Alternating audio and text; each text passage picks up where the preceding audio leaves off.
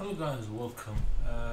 You probably have heard a new law in the US that ISPs are collecting data, basically your history data, everything, basically whatever you search for on your phone, everything basically is collecting. They're collecting the whole data without basically that's the new law that they're collecting your data.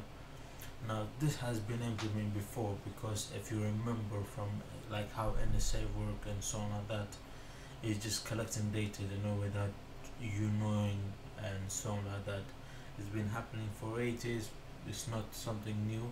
It just, the thing is now it's a law. So basically that's something new. Before, collecting data was for a priority of like basically helping them for business and so on like that. Now they're collecting your data and selling it. So that's basically ISPs are making money on the top of that. So basically, what is the alternative to this in order to basically, so they basically what they don't collect your data. Other words, you can use a VPN server and so on like that, in order to be your IP to be another country rather than the US and so on like that. But if the law states that ISPs can collect your data, but if it says that you cannot avoid, like using VPN server and so on like that, in order to avoid this, then you have to if you break that, then basically they can arrest you and so on like that. But if the law states that they can collect data, but doesn't state that you can defend against it, like basically using VPN server and so on like that, in order to bypass that process, so they don't collect any of your data. But the thing is, the packets are still going through the packets. Basically, that's the data is going through your ISP, then it's connecting to the whole thing. But the process of VPN is a bit complicated, but you just say basically all your data packets are going through that IP address, but you're still within the ISP connection, so there's a chance they can collect still data. But other ways of still implementing the whole thing is basically using other software and so on like that, in order to, and how you use those softwares in order to bypass this whole process. But here's one thing we can do, is basically one of this you can see is how will ISP collect and sell your browser history, which doesn't mean that okay, your browser history, like you go here and delete, it goes to history and so on like that. Basically what they mean is whatever you search on your smartphone, on your tablet, on your browser and so on like that, it's internet is now a thing, you just like everywhere you can get to so on like that. But for countries like outside, like in Asia, some of them, they don't have even laws for internet and so like that. They block certain websites, but like YouTube and so on like that. But the thing is, it's still there's a way of unblocking and so on like that. But the thing is, it's just most of them, they don't have a proper law for the whole thing. But here there's some stuff that you can do in order to avoid this, is either using a VPN server. Like a VPN can stop internet companies from selling your data, but it's not a magic bullet. It's how the VPN server works. So basically, like basically it collects your data. Basically, they can collect your data, but this one is a way of avoiding this.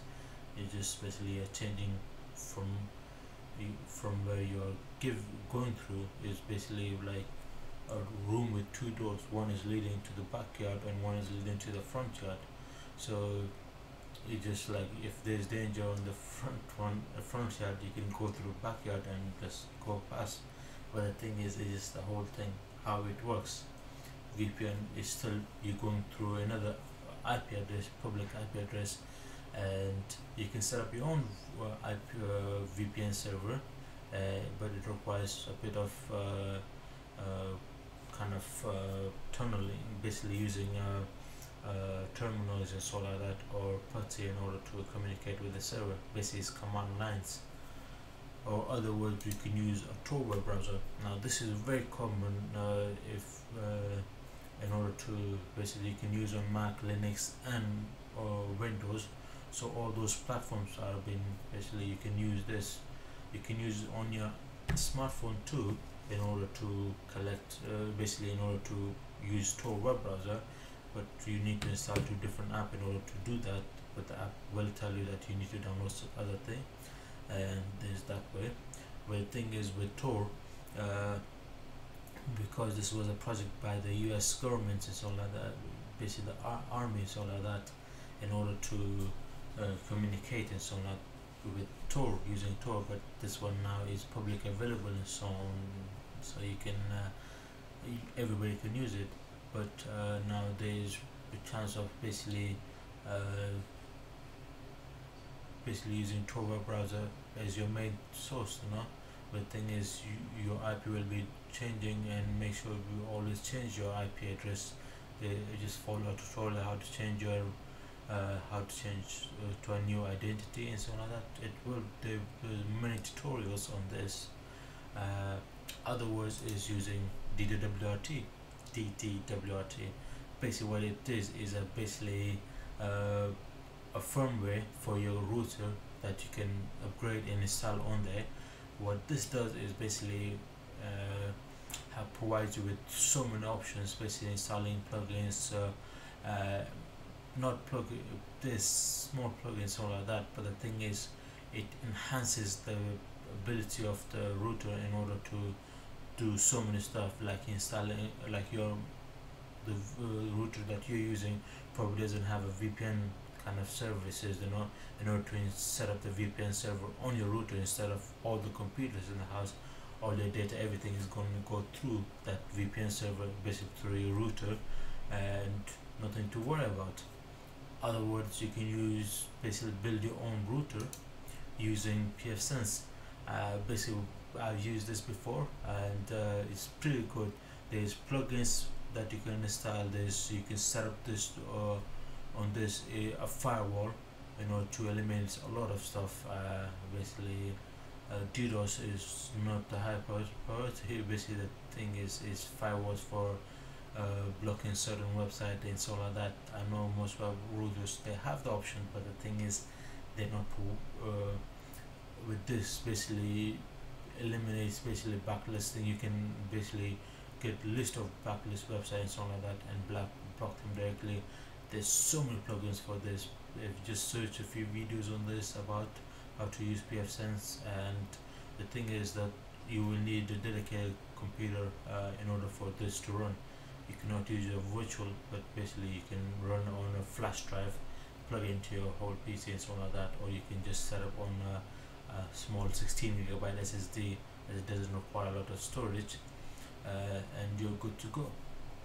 And yeah, there's so many basically AMD basically 64 bits or like that, NAND gate, and basically you have a lot of options available here. And the last stage is just basically setting up on your router. That is the best way of using. Make sure on DD-WRT, basically make sure you see that your router is compatible with it before you buy a router. You're like, oh, I'm just going to install this. Make sure it's on the list of their website and buy it, and later on upgrade it, and you're good to go. In other words, if you think, okay, the router costs about as much as building a PC, like basically you don't need a lot of processing power. You need a dual-core processor, a 4GB RAM or so on like that, a motherboard. But the thing is that you require 2 Ethernet connections in order for this to work.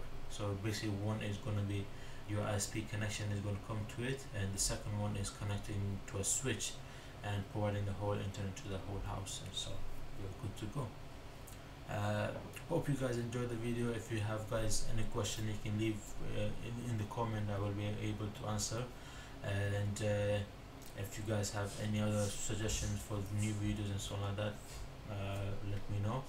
And basically like, dislike, share and so on like that. And thank you guys for watching. Take care.